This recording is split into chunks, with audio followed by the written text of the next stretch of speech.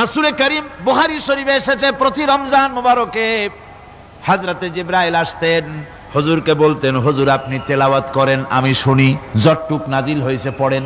হুজুর পড়তেন, জিবরাইল শুনতেন, আবার জিবরাইল পড়তেন, হুজুর শুনতেন।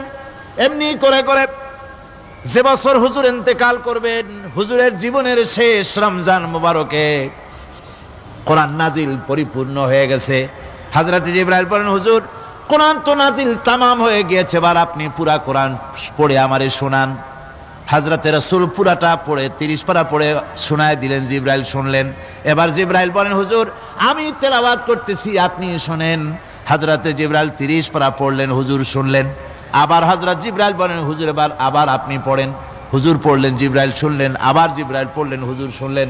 তার মানে হলো হুজুর যে বছর ইন্তেকাল করলেন ওই বছরের রমজান মুবারকে হযরত জিবরাইল 2 বার পড়েছেন, হুজুর শুনেছেন, আর হুজুর 2 বার পড়েছেন, জিবরাইল শুনেছেন, যাতে করে একটা জের জবর, একটা আয়াত, একটা সেমিকোলন যেন বাদ না পড়ে যায়।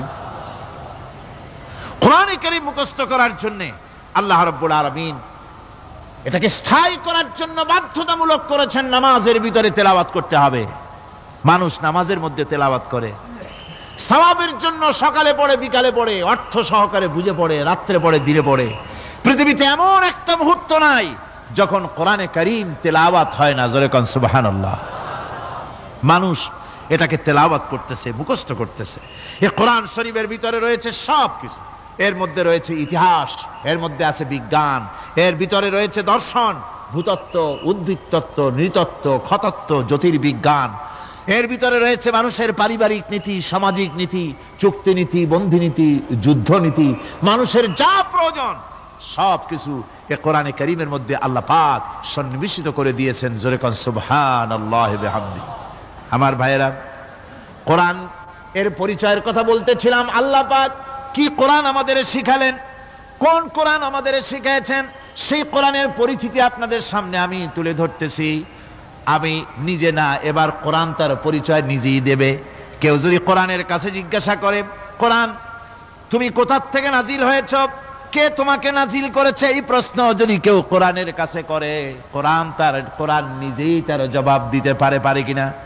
কোরআন নিজেই বলে তানজিলাম মিম্মান খালাকাল আরদা ওয়াস সামাওয়াতিল উলা। এ কোরআন নাজিল করেছেন তিনি, যিনি ওই উচ্চ আকাশ আর জমিনকে যিনি সৃষ্টি করেছেন, সেই আল্লাহ আমারে নাজিল করেছেন।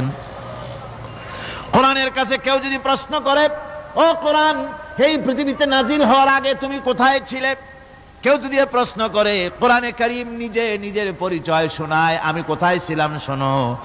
বাল হুয়া কুরআনুম মাজিদুন ফি লাউহিম মাহফুজ। বরং এই কিতাব অতীব মর্যাদা সম্পন্ন সুরক্ষিত ফলকে লিপিবদ্ধ ছিল, আমি ছিলাম লৌহে মাহফুজে, সেখান থেকে এসেছি। যদি কেউ প্রশ্ন করে কোরআন কি, কোরআন তুমি কার উপরে অবতীর্ণ হয়েছ, জবাব কোরআন নিজেই দেয়, ওয়া আমিনু বিমা নুজিলা আলা মুহাম্মাদ ওয়া হুয়াল হাক্কু মির রাব্বিহিম। ঈমান আনো সেই জিনিসের উপরে যেটা মুহাম্মদ সাল্লাল্লাহু আলাইহি ওয়াসাল্লামের উপর অবতীর্ণ হয়েছে। আবার অন্য আয়াতেও জবাব পাওয়া যায়, তাবারাকাল্লাযী নাযালাল ফুরকানা আলা আবদিহি লিয়াকুনা লিল আলামিনা নাযীরা।